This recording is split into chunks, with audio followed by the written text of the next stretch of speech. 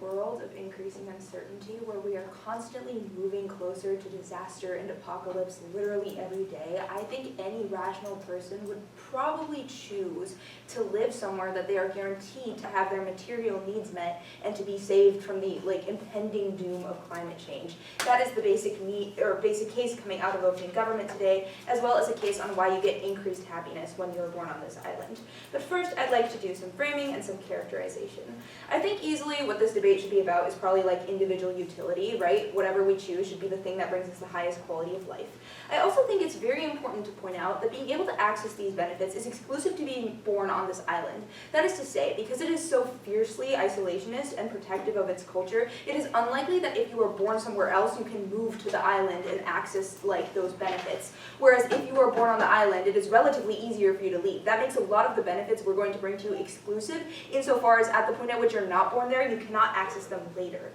Okay, on the two alternatives. First, I think if you're born on North Sentinel Island, you, one, obviously get guaranteed safety from climate change and food security. That's in the info slide. But two, I do think we have to bite the bullet on isolation, meaning that, yes, you're relatively unaware of what's happening in other places, and you probably have less access to technology, medicine, and the like.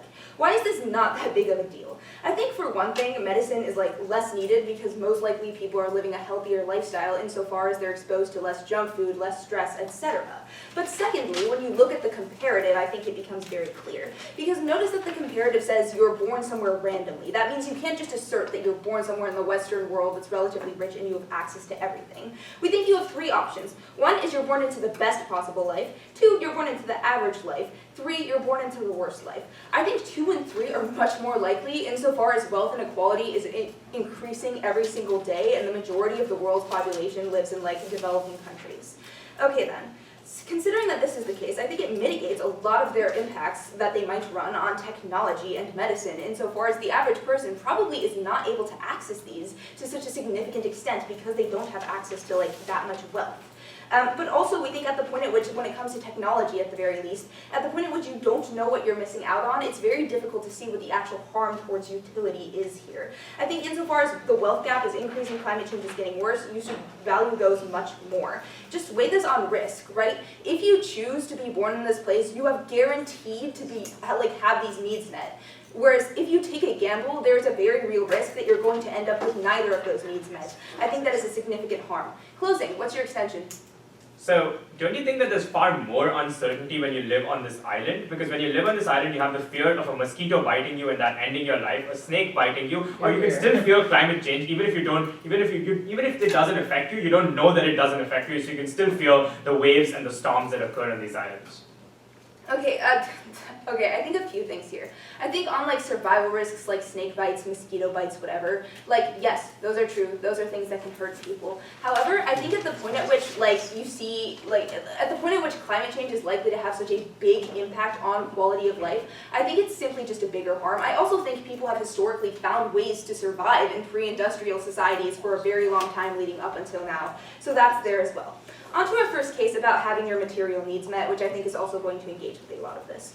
Okay, the first thing I'd like to prove is that climate change should probably be your biggest concern as this person. Why is this the case? Obviously, things are very bad right now, and from the way the scientific projections are looking, it might be unsolvable already even if we stop emitting right now. But even if you buy that we can stop emitting and still fix things, there are a lot of obstacles in the way to reducing emissions, such as you have to coordinate between many different countries, all of whom have different incentives. You have things like corporate lobbying by oil and factories, etc., that are trying to not get these changes. But then also I think on the individual level, there tends to be an unwillingness to give up a way of life that is very luxurious within certain developed countries, even though that way of life tends to have a lot of emissions per capita.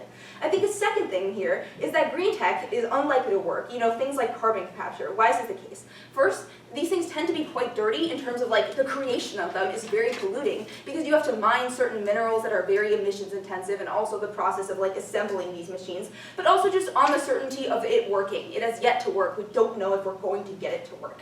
I think the types of disasters you're looking at here are likely to be things like floods, weather irregularities, all things that threaten your continued survival, and certainly in the alternative world, your way of life, insofar as when these weather disasters are happening, all those luxuries that you might be able to access become a lot less accessible when these massive weather changes restructure society, basically. Okay then, why do we solve for this? I think just the info slide says it, right? You don't get like climate change disasters impacting you. I think this is probably the most important thing in this debate insofar as being able to survive and being able to like not have your whole life uprooted are pretty big impacts. But then I think also on food insecurity. We see food insecurity getting worse, one, because of increasing wealth inequality, but two, I think with climate change getting a lot worse, we're seeing changes in agriculture, in people's ability to farm sustainably. What this means then is you have to factor that into the comparative. Food insecurity is bad already, it is going to get worse on their side. So that means that because you need food to live, it is probably better to live in our world where at the very least, there's like a question of certainty about whether or not you'll be bitten by a mosquito or a snake, but you certainly need food to live no matter what. Opening. You don't even have basic medicine. Like, you probably are going to die when you're born, or your mom will die when you're born, or both. There's like a 60% chance of that happening. I don't know the specific figures on that, so I don't think I can really like engage with those numbers, but I do think, again, humans for a very long time found ways to survive before the industrial age, so that's there. Okay then, our second case on happiness. I think happiness tends to be a function of needs and expectations, right? And the way that we know this is that the bar used to be a lot lower. We used to not have access to all the technology that gives us dopamine right now. And I believe that humans were probably more or less fine insofar as it evolutionarily would have been like pretty bad for them to walk around being unhappy all the time. What this means then is that the most important things for your happiness are probably having your material needs and social connections, etc. met. What this means then is because you don't have the same expectations for technology and stuff, happiness is more or less symmetrical on that sort of thing, like entertainment, whatever it is, because you simply don't know what you're missing. But why does happiness increase in other ways on our side? I think one, you live in a society that is less of an incentive to make you compare yourself to others, insofar as you don't have this like capitalist hellscape that's trying to make you constantly be on the treadmill trying to be better than everybody else. I think two, you expect less. You probably just want a good life and to have your needs met and to be able to like love your family and your friends, rather than trying to like aspire to all these things that advertising and social standards are trying to push on you in the alternative world. And three, I think you have less anxiety about the world ending. Why does this matter? I think quality of life is probably the most important thing in this debate. All that said, so very proud to propose. Thank you.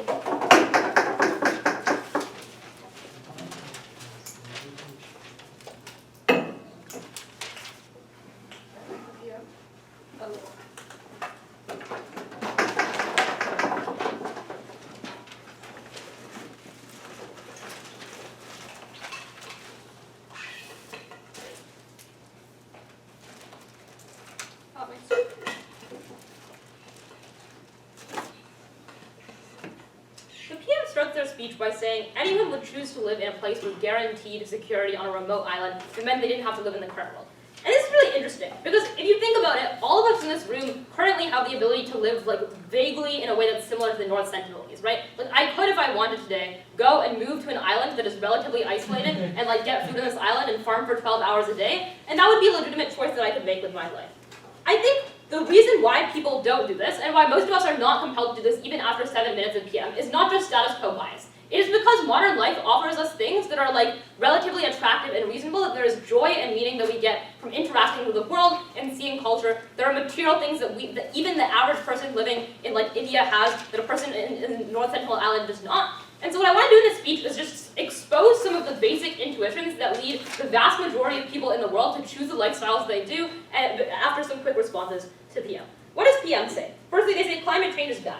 This is like, I think, kind of an odd argument to make in this debate. I think when the CA team excluded climate change from the motion, I don't think they meant like, this island will magically be different from the rest of the world, and the rest of the world will have climate catastrophe and this island won't. I think what they meant is that we're debating in a world where climate change is broadly less of an issue, because surely if one island in Bengal is not impacted by climate change, like India is also not impacted by climate change in this world, because there isn't like a real scientific way for one of those things to happen and the other to not, given that carbon emissions are like a global thing that affect different parts of the world at the same time. Despite that even, I think there are multiple things, like reasons as to why it's not going to be as catastrophic as they say. First of all, they lied to you about clean energy. Clean energy costs have decreased exponentially in almost every country in the world. Things like solar and wind and hydroelectricity are going down. Nuclear power has become a much more viable way of getting energy. So look at Biden's Clean Energy Act, which invests hundreds of billions of dollars into clean energy infrastructure in the United States.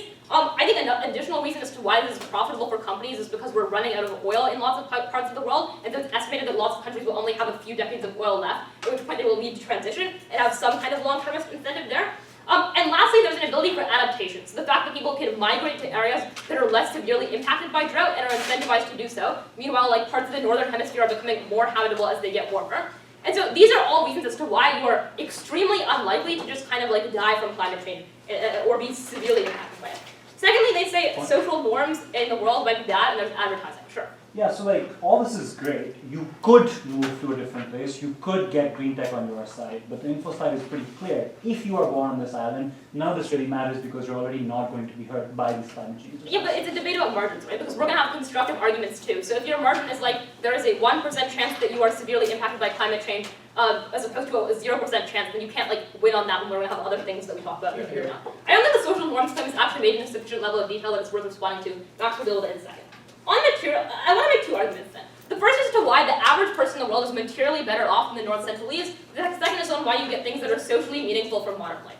Firstly, on material things, it is important to characterize just how bad the state of people is like on this island. The motion says that there is basic food security, but does not guarantee anything else, and given that it is extremely isolated and has no technology, we think it is very bad, right? What does this look like specifically? Firstly, it's just massive poverty, so you don't like have a house or a roof to live in. If it rains on, you get wet at night, right? You get more infections that are a consequence of that. You have to work on a farm, like in subsistence agriculture for 12 hours a day and have no time to like do things that are meaningful or do things that make you happy or talk to people in your life and make meaningful social connections because of how much labor you have to do.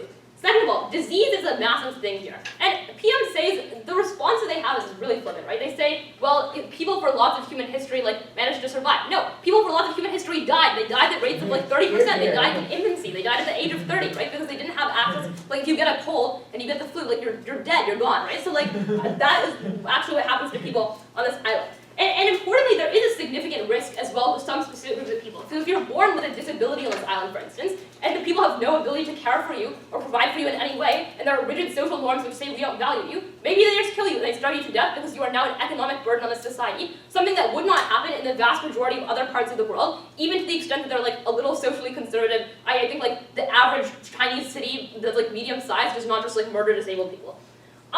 Thirdly, it is grief, and this is really important because I think you could justify like material wealth, for instance, being a relative experience that I'll talk about in a little bit later in the speech. But I think grief is a really objectively terrible experience. If you look back at like literary accounts of what life in a lot of early human societies was, people felt the emotional pain of this at a really deep level. That if you lose a parent very early on in your life because the life expectancy is 30, you feel that in a severe emotional way that ought to matter in this round. I'll take it away. Yeah, like you suffer from status quo bias.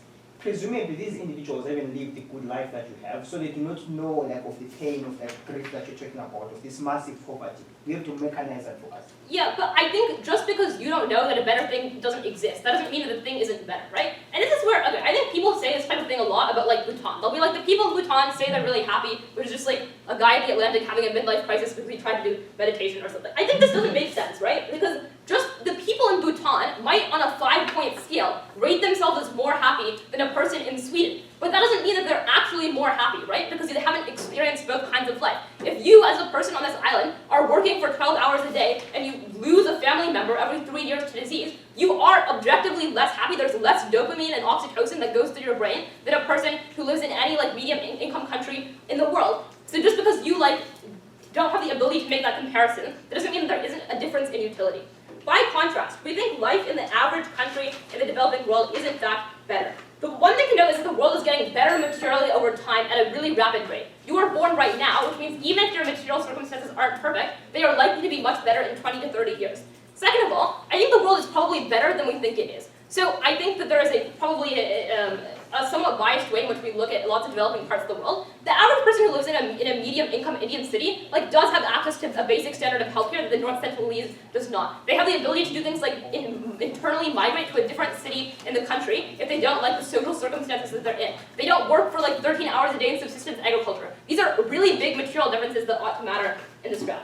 Secondly, on social differences between the island and modern society. There's likely to be a significant degree of cultural rigidity. And I think none of the teams in this round have like specific details on what the culture of the North Sentinel Island looks like. What we know is that it is a small, confined group of people who are not able to have culture evolve through time because they are isolated from other groups, and there is likely to be a high degree of conservatism. Whereas in the modern world, culture evolves to meet changing needs. So when there are individual people that feel like they are different from others, they can move to different areas. They can seek out people who meet their individual preferences, rather than being stuck in a place with like 1,000 people where you have no ability to go outside of that. we get more freedom in our world and more access to a basic standard of living. That's why we're very proud to oppose.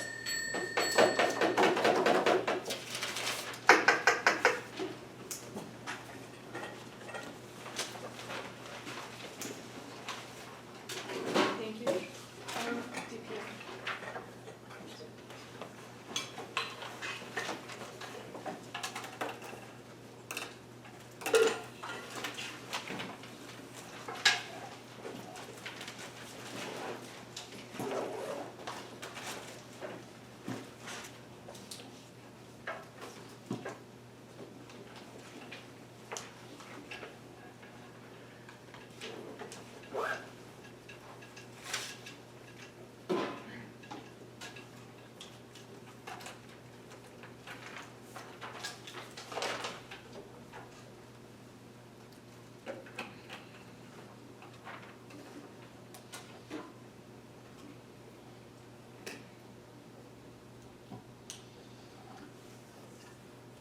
Still your boy Charles, he him pronounced for pure eyes to remain in the many thereabout should be fine.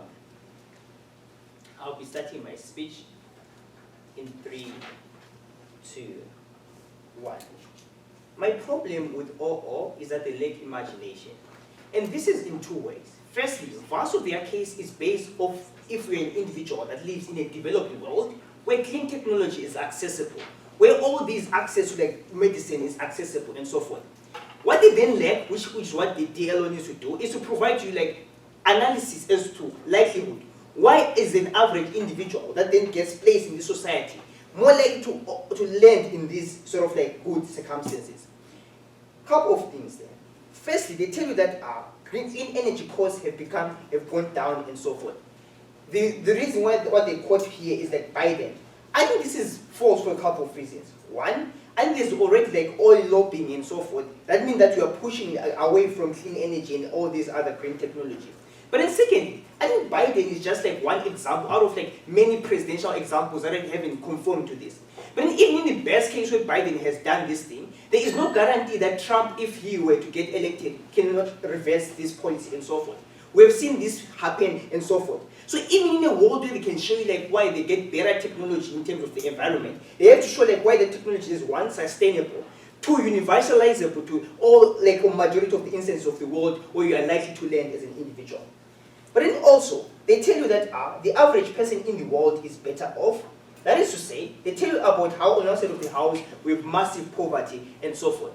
I think that if you were to go back in the day to like 1902 and so forth and told someone that, hey, your life is so shitty, they will tell you that, yeah, maybe, maybe not. The problem that then comes with their case here is that, yeah, they assume that in these individuals that are living in these poverty states have some knowledge about like the good life that they would have lived otherwise. Sure. Notice then, panel, on their side of the house, you do not know of like the massive poverty that you otherwise are experiencing because that's the norm for you and so forth. But then also, I don't necessarily buy that this is massive poverty for a couple of reasons.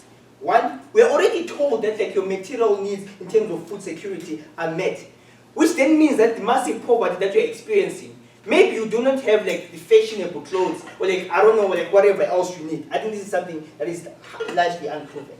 But then secondly, they tell us about how diseases are a huge thing in this world. True. However, notice how for these individuals, they are also excluded from diseases that they otherwise would have experienced from not isolating.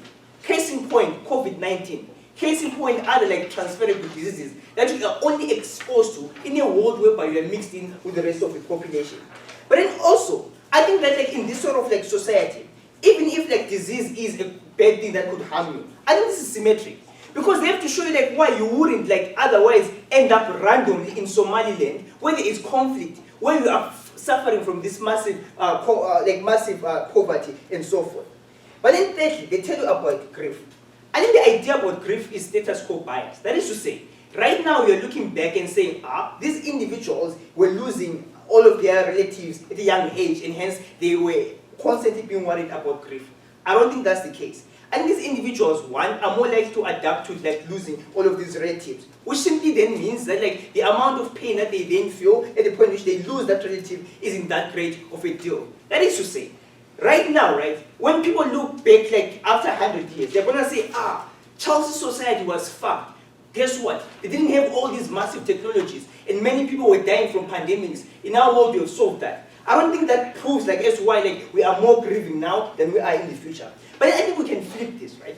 Individuals that have better technology to curb away things such as pandemics or things such as diseases feel more grief with every loss of life. Why? Because the expected life expectancy is high. That simply means that loss is not expected, other than in a world whereby you could live or you could die. So that simply means that in our world of today, individuals are grieving more. Before I proceed, closing. Look, if you cut your arm today, it hurts the same as if you cut your arm 200 years ago. On your side, on this island, you cut your arm literally every week. On our side, you're protected from it by modern life a little bit more, and you cut your arm less frequently. So I think that's the other problem that I have with both teams, right? Because they show you all these positive benefits of technology. They have to show you why bad guys don't have an incentive to equally use the technology. Listen, one, if you're, for example, individuals right now are more likely to suffer from things such as nuclear radiation from nuclear war, or they are more likely to suffer from things such as being hacked into your phone and having your private data stolen. They are more likely to suffer from other things that are brought about by innovation and technology. So sure, maybe the individuals that are in your world cut their arm, feel less pain with anesthesia, or they're more protected from it. But then more individuals are likely to die from bullets, for example, or from tanks, or from biogases that are harmful either way. So you would have to prove that individuals are insulated and protected from this. Opening. So does a person in Syria right now feel less sad when their mother starves to death than a white person in America feels when their mother dies from cancer, because death is more common in Syria than in the US? Yes. And the reason why I say this is because when you are coming from a developing world where suffering is rampant, for example, you are less worried about death because it's something that has been commonized and socialized into believing is something that happens. Sure, maybe it's fucked up that they have to experience that, but that's the state of the world and that's how things happen for these individuals. For them, losing a relative is something that they've been seeing more and more often, so they grow sort of adapted and used to that. So it's, I don't see what your analysis there is saying. In terms of the positive case, Stina tells you a lot, right? Firstly, she tells you why individuals are more happy. That is to say, you are protected from society that tells you that you have to be comparatively more happy than you are, happier than someone else. But then secondly, you are less anxious about the things that you do not have access to. But then thirdly, you are insulated from the growing wealth disparity. That is to say, even in a world where you are born into an average lifestyle, the problem about average lifestyle is that the gap between the average life and the wealthiest life has been increasing. So that simply means that there are scarce resources. And for you to access those scarce resources, if your purchasing power is decreasing, even if you are born as an average life individual, that means that you are less likely to access those resources. On the other side of the house, sure, maybe there are some leaders that have more power than others, but then the wealth disparity isn't that high, and you can have a claim to some resources and so forth. But then Stina also tells you about the idea in terms of how having your material needs met is something that you are socialized to believing is something that is very important and something that you should be happy about. On the side of the house, on the status quo, individuals are not just happy because they were fed or because they had shelter. They peg their happiness based on other external factors that people wouldn't care about on the other side of the house. So proud to win from OG.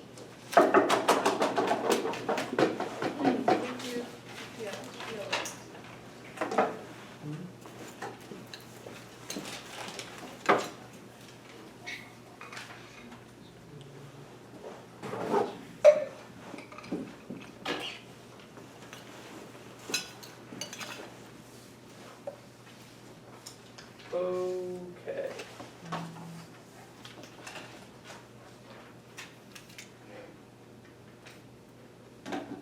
I think the problem with OG is they find an okay response in saying that some things in life, some types of happiness, are about expectations and are relative to other people, and then they just unilaterally apply it to every harm in this debate. It is just not true, as our closing rightly points out, that your nerves don't suffer pain if you're poor. It's not accurate, right? There are basic evolutionary reasons why you have hunger, because you want to eat food, why disease feels bad, because your body lets you know that something's wrong, why you're attached to your relatives, you want to preserve their lives and see them live, so you feel lost to encourage you to look after them while you're alive. And I think in all of these cases, large parts of our argumentation are just not adequately mitigated by what they're saying. Clearly there are substantial real harms to these people, even if everybody they know knows is losing people left and right, even if everybody they know is likely to suffer from disease, because you just, on a phenomenological level, feel the pain in your body, and I don't think it has anything to do with other people.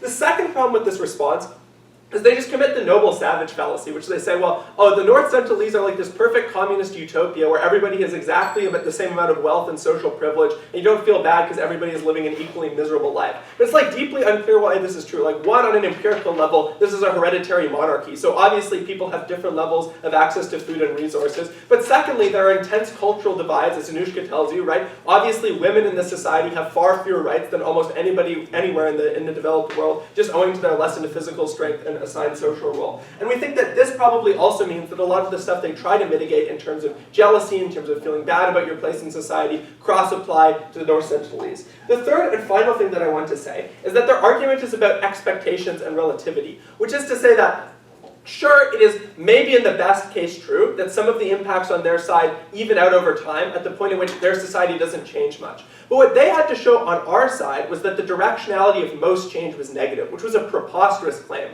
Obviously, if you're born into the average society in the world today, and you live like 20 more years, your life in 20 years is much, much better than anything you could have dreamed. The technologies that are coming out of the developed world and being exported everywhere are enormous improvements on the average lives of people. The types of combatants we have to things like disease, the types of media and entertainment are available are beyond people's prediction. Obviously, this seems like it would make us happier in the dynamic modern world than the stagnant and unchanging tribal world that they're defending.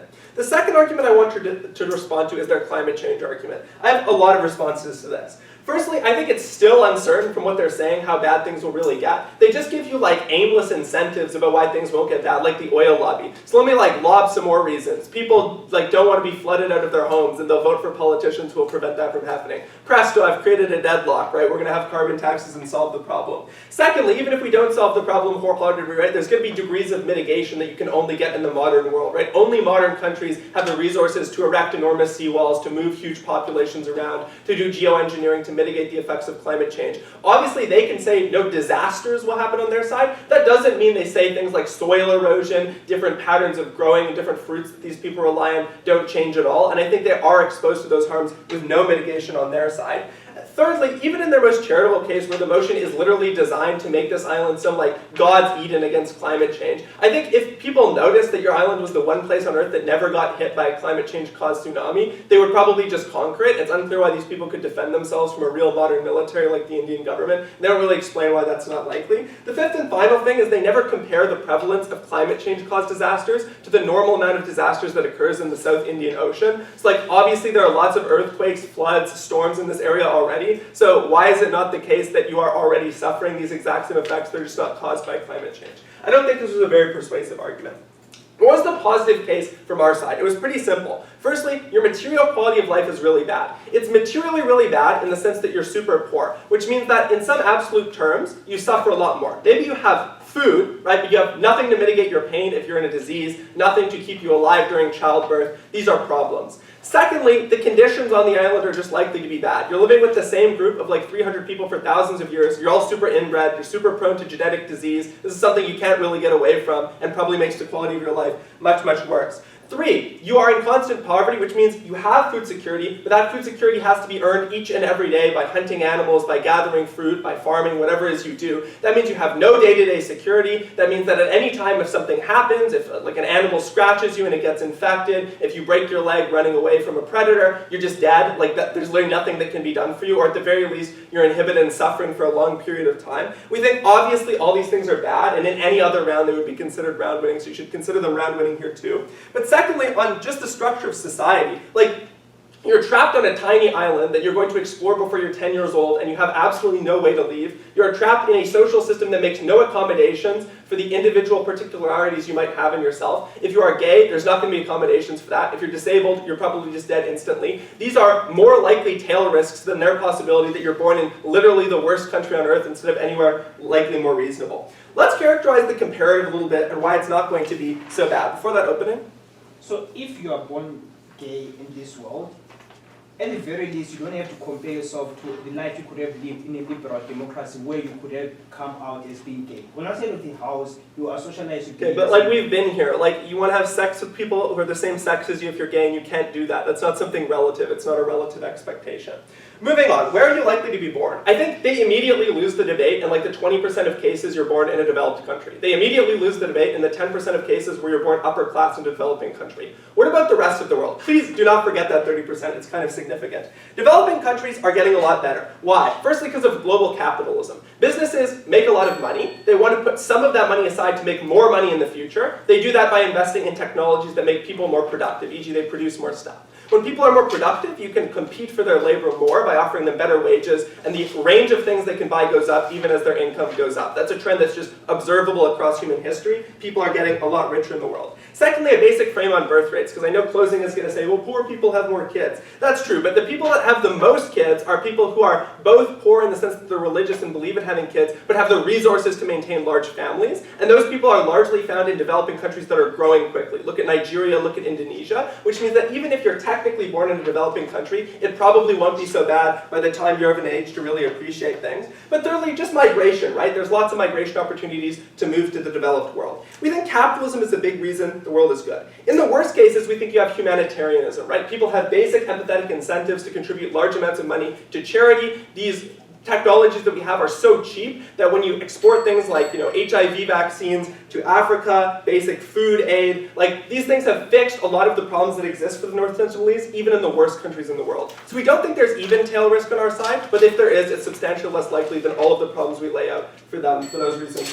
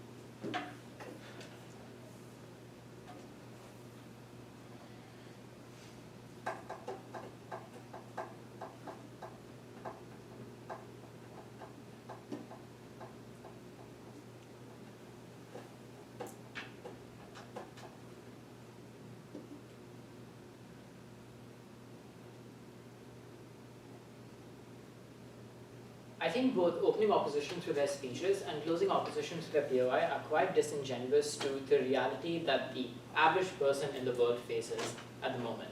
Because let me just put some things into context. If you're present here and have the means to gather here in Geneva, you're easily the 1% globally. There's a 1% chance that this individual is one of us. If you are a middle-class person in India and China, a lot of what, for example, LO references, which is that, if you're like a median person in India and China, you're still much better off, have access to technology, you're still better off than like easily 70% of the people in the world.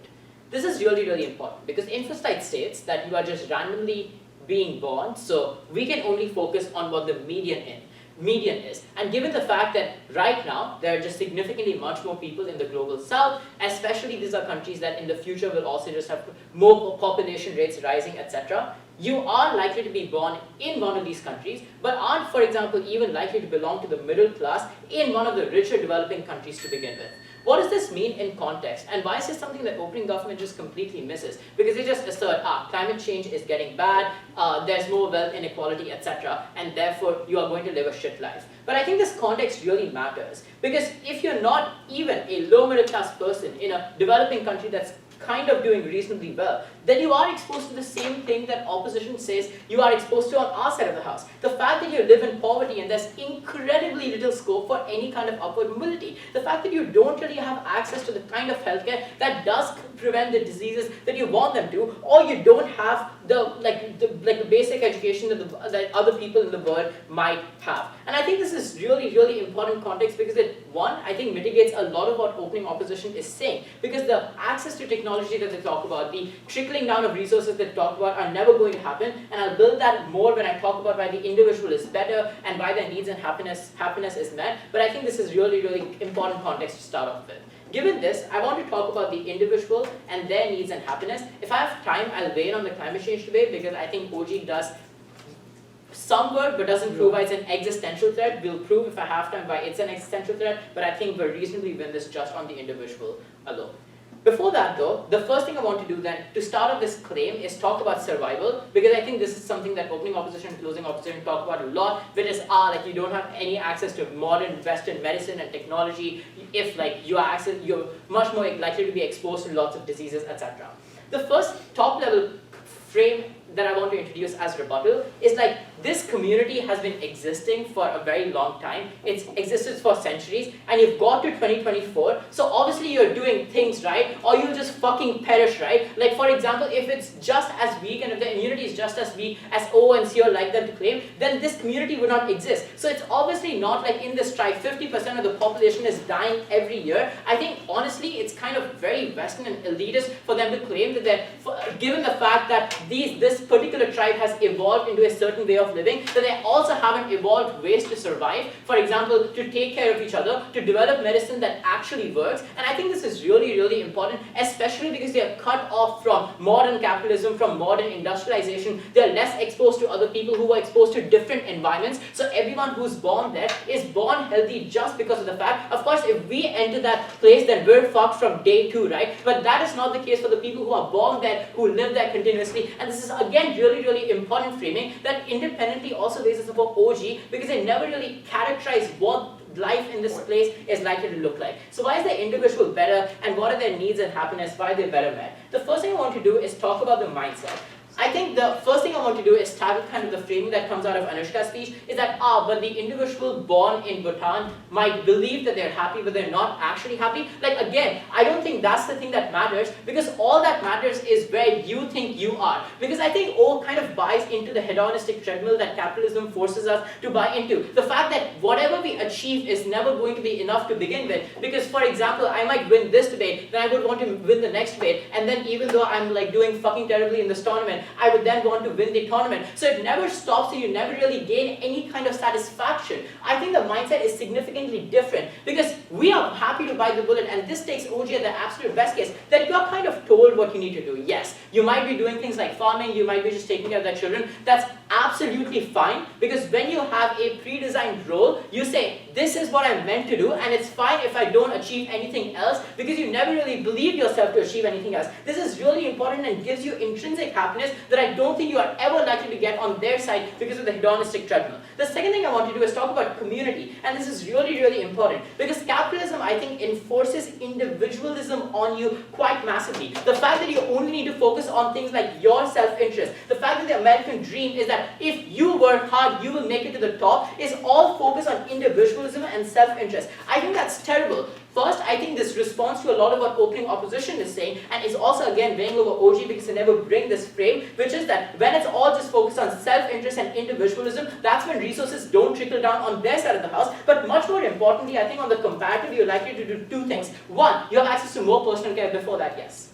So if you are born as a woman in this island, there's a pretty good chance that you bleed to death in childbirth in a painful and devastating way that even a lower... That is not true, because these communities have evolved functions of childbirth. I already dealt with this, yes. Can you think of any goods in your life that you really like outside of Can you pure repeat pleasure? that, sorry? Can you think of anything good in your life that you like outside of pure pleasure?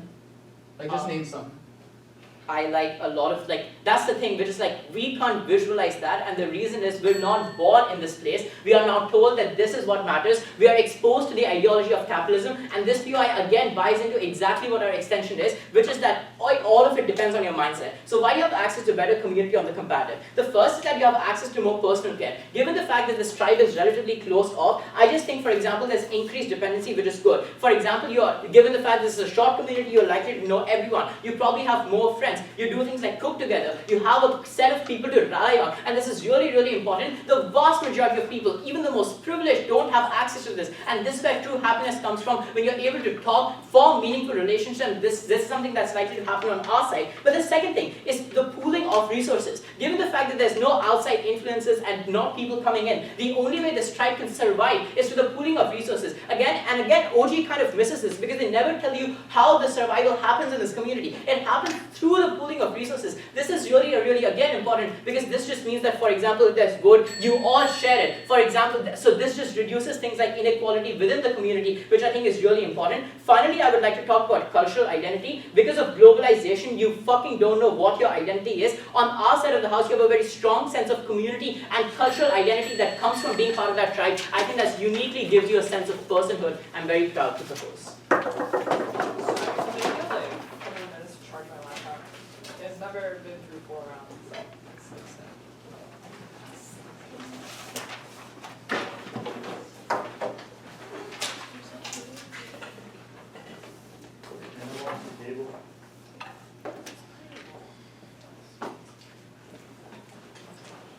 You're gonna have to move a little closer. Yeah.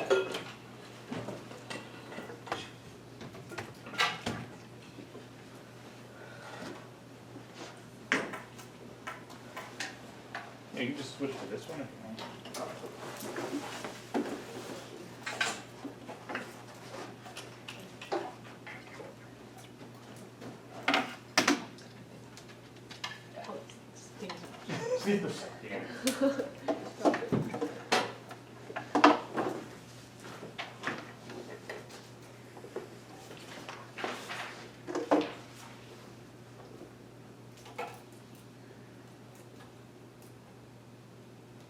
Whenever you're ready.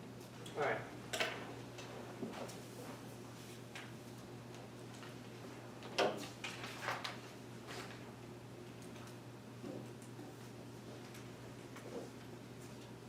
The problem with every single team in this debate before us is they treat this debate as some sort of calculus exercise, right? You add the amount of utility that you get from something, you subtract the amount of utility you get, you do some probability distributions of where you're likely to be born, and at the end of the debate you get like an answer for which life is better. The thing that we're going to bring to you uniquely on closing opposition is an extension that allows you to weigh all of these impacts against each other without having to do the math. We set up a framework for you about how people feel utility in the first place, because no team in this debate actually answers like what utility is and how you are able to experience it, right? We tell you that utility is downstream of autonomy, and the side that maximizes the amount of autonomy you have allows you to construct utility in the way that is best for you, right? That is to say that this is why opening opposition's response to opening government's response to their argument is not sufficient, because OG says that like you choose to just feel like this is like the thing that you want, and this is that like you're fine with like adapting to like there are lots of amounts of debt and things like that. On our side, we tell you that the problem with debt is not that it like is a hedonistic harm to me, but the fact that it takes away autonomy from people in the first place, which allows them to have lesser time to construct meaningful experiences, to form meaningful relationships, or to be able to transcend what makes us like just the hedonic treadmill and be able to actually gain meaningful experiences that survive beyond our lifetimes, that we can gain pleasure in even if they are temporary, and be able to find value out of our lives in the first place, which is something that only we give people the autonomy to choose what utility means to them in the first place. And by maximizing their autonomy on our side of the house, we're actually able to provide you the missing burden in opening opposition as to why that utility that they prove that you get better on our side is actually meaningful to these people in the first place, and better than that. So this is actually the first, this is the first impact of why death is bad, right? Because the reason death is bad is not that it feels really bad, that is true, but the other reason why death is really bad is that it causes a huge amount of, you lose a lot of time that you could otherwise spend in your life to do things like finding the things that make you feel joy, and finding the things that make you feel happy in the first place, or constructing the thought processes that allow you to feel happiness in the first place. And the fact that you don't have the time to do so deprives you of the autonomy that does this in the side. This means that, so that's why that impact actually flows to us. The second thing we're going to do is actually prove to you why social structures within the tribe are actually rigid. The only mechanism we get from OO is that the tribe is small and hence the social structures must be rigid. We give you two more mechanisms here which are far better. The first is that it is necessary for survival, right? Note that given that these people have to work hours and hours every single day in the field, and they have to be always ready from the threat of external invasion, which is a fear that lives in these people's hearts, even if it isn't real, is something that they have to always be concerned about, which means that any deviation from social norms have to be punished really heavily, because otherwise it becomes an existential risk to this tribe, and so becomes like a risk to the social harmony of this community. So, and it becomes a threat to the survival of every single person in this community, which is why the social structures are really rigid. Why then is the social structures being rigid really bad? Because we think that a large part of what is really good about modern society is that it allows you to choose what the good life means for you, right? That is to say that if I'm unhappy with what my community says, I have a multitude of options. Firstly, I just have an access to a wider variety of communities in the first place with far less rigid social norms. We agree that some parts of the world can be regressive, but even they are less regressive because they don't have as much of a threat to their survival as this community is. So just on the comparative, we think we are better. But secondly, you can just leave these communities on our side of the house, which allows you to maximize your autonomy and choose a better life for yourself and engage in the sorts of social structures that give you meaning and give you joy on our side of the house. The third thing to say is that the number of experiences we have on our side are far larger because we're able to actually go out into the world and experience more things. Why are the number of experiences on their side of the house fundamentally limited? I think the reasons that the number, there's a couple of them, right? Firstly, just geography, right? This island is tiny. You can see all of it in 10 to 15 years of just growing up in this place and explore every single tree, every single branch, every single stone, and every single river of this island. On our side, we have access to a far larger geography of area, which means we're able to see far more experiences.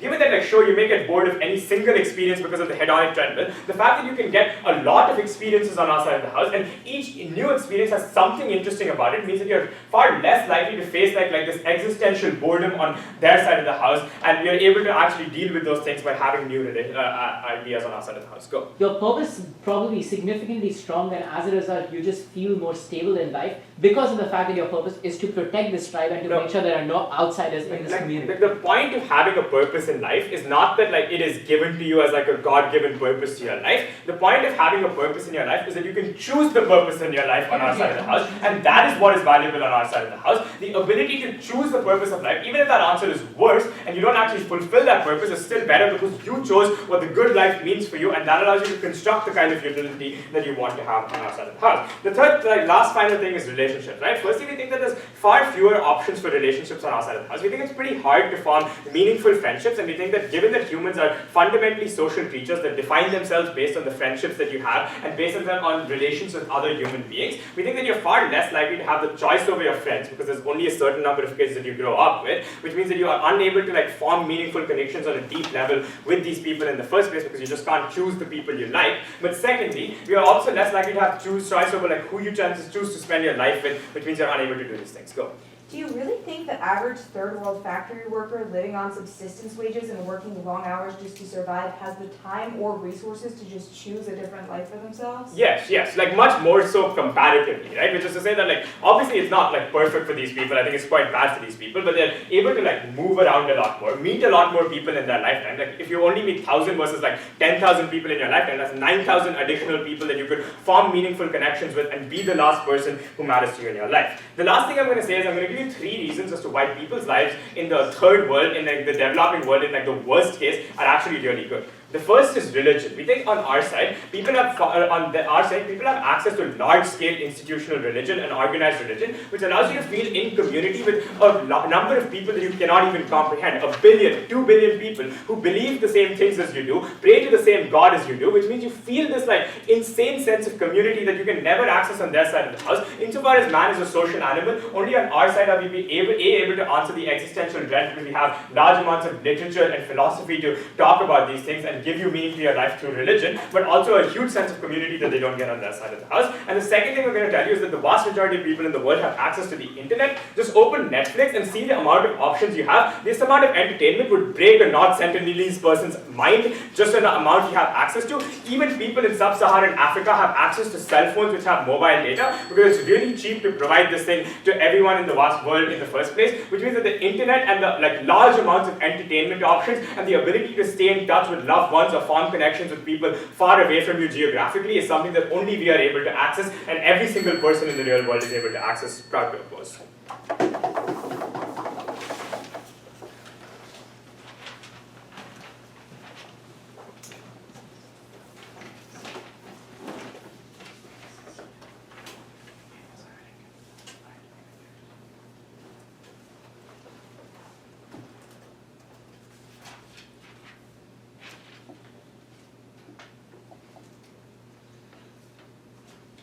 Yeah, sure.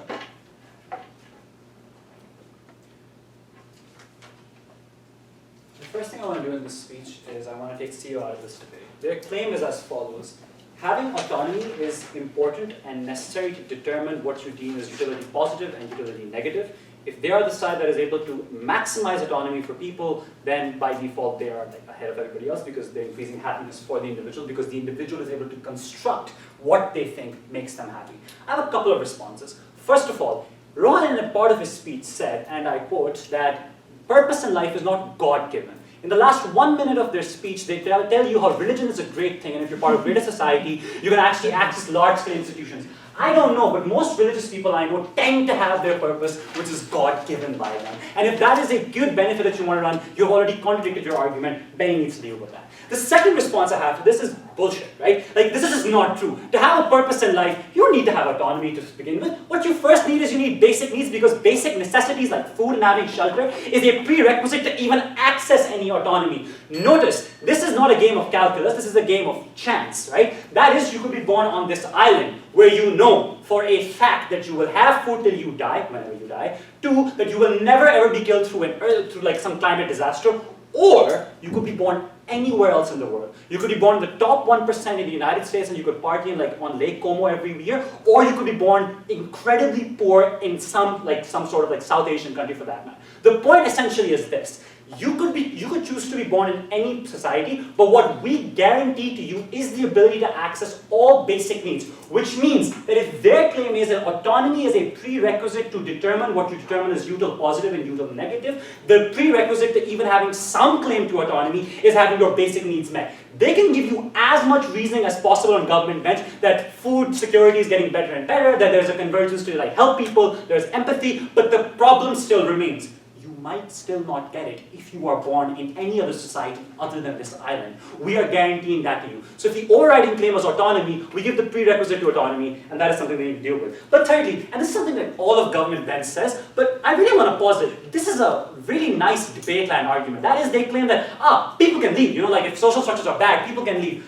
This works really well in this room, right? But how many people can actually fucking leave their societies? The fact that you require capital to actually move, the fact that you require immigration documents to actually move across borders, and especially in a world where you have a convergence to far-right authoritarianism, where you literally have governments like the United Kingdom shipping refugees off to Rwanda for money, it is very unclear to me how many people can actually move, because the problem with being born in a nation state is that there are borders. There are borders that you cannot go through. But contrast this with our side of the house. Even though we think this individual is unlikely to want to leave this island, in the off chance that they probably might want to, it's probably easier to leave the island. So if this debate is about movability, then we allow that to a far greater extent. But fourthly, they claim that, you can meet more people, and that's just better for your life. But I honestly would make the claim that, in your lifetime, you probably meet thousands of people, very few you actually care about, and very few you actually learn something from. I would posit, even if you're meeting lesser people, each individual experience matters far more in comparison to multitudes of experience that may or may not matter. So each conversation is more important. Each person you meet, you care about more. So if it's about number of people, qualitatively, your life is better off as well. Before I move on to closing, Yeah, but the problem with all of these arguments is that it's all comparative, right? These Sentinelese people just don't have the access to move at all. They can't build boats or something because they've never learned how to build these boats. So the off chance that you can move is still better. You still have access to the chance of these things happening. Yeah, sure. But okay, so let's deep dive into this, right? Why would you want to leave a place? Probably because you're unhappy, because some sort of basic need isn't met, or because your life is at risk, right? If you can remove the vast majority of those issues, you never have to want to move, which is why this becomes a non-issue to begin with, right? So that deals with, I think, most of what you get from closing opposition. I want to talk about the individual and why we think the individual is better off on our side. Firstly, this disease stuff. I think Kostab is probably the only person who gives you the most meaningful response to this, which is that they keep claiming that the individual is going to die on their side, it's going to be terrible life, blah, blah, right? But I think what we posit is that if this community has been able to exist at 2024, to the dawn of time, then it is pretty likely this community is doing something right. That is to say, if the vast majority of disease like mosquito bites, they've probably come up with in-house remedies for that kind of maybe work, right? So essentially speaking, it's unlikely that you're likely to have as brutish of a life as they claim it to be, right? But secondly, in terms of community, they claim that social structures are far more rigid and you can't change them. I want to make a couple of claims over here. The first one is, if you're born, let's just say as a Dalit in India, the social structures are also rigid. Now I know this might sound, I'm taking one example versus this, but the point that I'm trying to make is, look, social structures tend to be rigid in almost any society that you're born in. The question is, can you reach people at the top if you want to maneuver something around? The problem is, if you're born in any other nation state, chances are you're a very small person in a big state. That could be a dictatorship, that could be a democracy. On our side, tribes are far smaller, and tribes and tribal chiefs are far more accessible. This is really important, because tribal chiefs are not put into power through people's votes. They are put into power through blood, basically, right? Which means their only claim to legitimacy is the fact that they can keep people happy and they can dispense justice. What this means then is that if there are a group of people that are unhappy, there is more of an existential threat to the existence of the tribe, which means the incentive of tribal chiefs is likely to be more just than unjust in dispensing justice, which means they're far more accessible, your ability to create change is far greater. Yes? So you say that they have evolved to survive. That's true as a community, but the survival entails immense individual hardship. They're a pre-Bronze Age civilization. They're not evolving ways to adapt to traumatic childbirths. They're not intuiting advanced modern vaccines. These are just absurd and outlandish claims. Okay, no, I'm sorry, but it's really not. Like the fact is, those societies, you're comparing them, their natural trajectory to where we are right now. This is a society that exists parallel to all of this happening and has yet been able to survive. So I'm sure I'm fine on that one. But secondly, on this idea of conservative stuff as well, I want to note, and this is empirically true, the fact that the vast majority of pre-nation state societies were actually most of them, but a significant chunk of them were actually matriarchal in nature. So if you were probably a woman, you would actually not be terribly off in these societies, because child rearing was often thought of as a communal thing, right? That i.e. that men are going to go and hunt the food and whatnot, and all the women can stay back and raise kids as a community, right? Because it takes a village to raise a fucking child, right? So the chances are that if you were born in one of those instances, you're still likely to be better off. Point being, the reason we take this debate is because we give you the most important thing. We give you certainty. If you are born on this island, a flood will not kill you. You will always have food on the table, even if it is hard to acquire. But on their side, if you are born in a poor household, which is statistically more likely, you have to fight for your food every single day. But more importantly, you also have to stay in a capitalist system where you will never be happy. On our side, ambition doesn't really exist to the same degree. This person will die happy. And for those reasons, we're very proud to propose.